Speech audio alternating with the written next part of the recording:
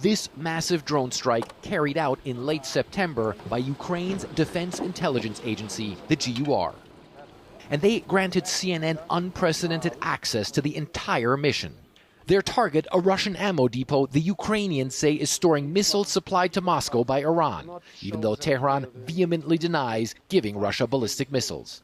All of these missions have to move extremely quickly. They have to be very precise because obviously if they get discovered by the Russians want nothing more than to kill everybody around here. When you're as badly outgunned as the Ukrainians, even strategic airstrikes become hit-and-run operations. The launch location, totally secret, the mission run in near complete darkness. We can only identify the unit commander by his call sign, Vector. How fast do you guys have to be able to do all this now? I hope it will be in 20-40 minutes. Okay. Tell me how much the Russians want to kill you. They want very much, because we are one of the major goals for them. Because these UAVs, which are going for the 1,500, 2,000 kilometers, these UAVs move the war inside their country, and they're afraid that. After installing the warheads and punching in the flight path, they push the drones to the takeoff area, the pilots going through final checks. Потому что маршруты мы готовили несколько дней, задача была поставлена заранее, мы все посчитали и уверены в том, что у нас все получится. Then they get the go.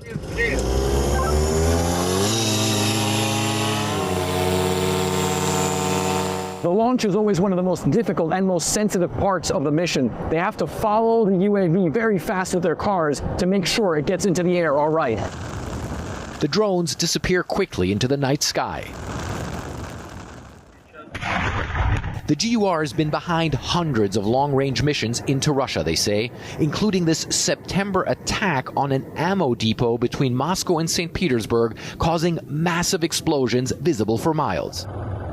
The Ukrainians believe they hit hundreds of missiles and explosives.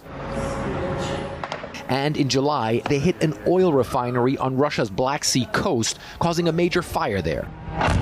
In total, the GUR says these drone units are responsible for about a third of the successful strikes deep into Russian territory. It all starts with accurate planning. In a secret location, the team gets the mission brief from their boss, whom we can only identify as Serge. Serge tells me he's overseen more than 550 missions into Russian territory since Russia's full-on invasion in 2022. Vector takes the laptop with the mission details, and they're off. Staying on the move means staying alive. Operational security is extremely important for this team, so we're on our way to the next secret location right now. They remain on the move almost all the time. Right now, we're going to a place where they're going to do the detailed planning for the flight paths and where we'll see the actual drones. The weapons depot is about 400 miles from the Ukrainian border in the southwestern Russian village of Kotluban. A major problem, a mesh of powerful Russian air defenses guarding the area.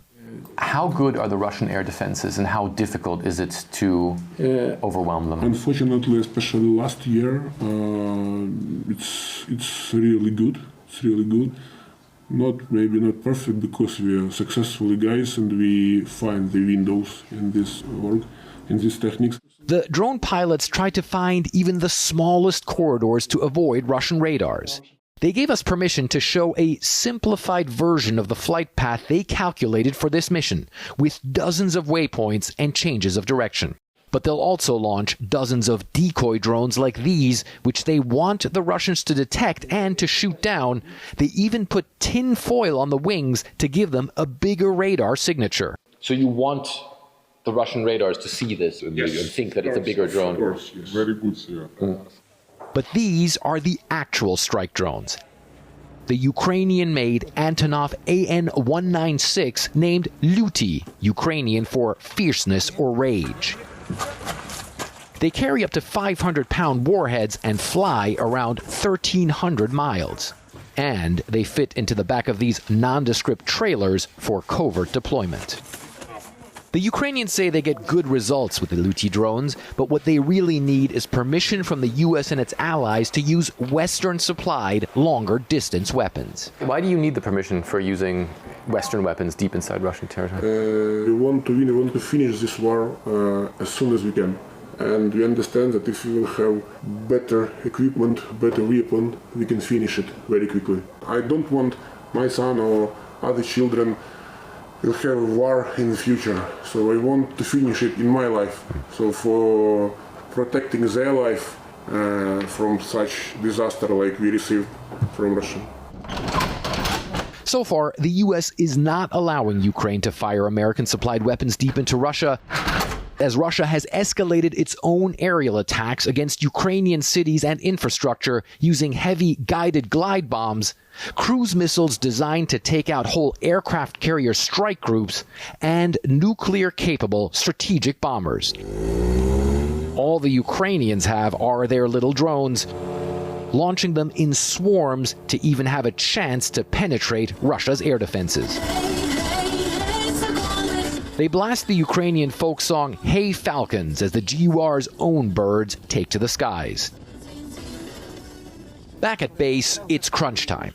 Russian social media starts exploding with reports of an attack on the Kotluban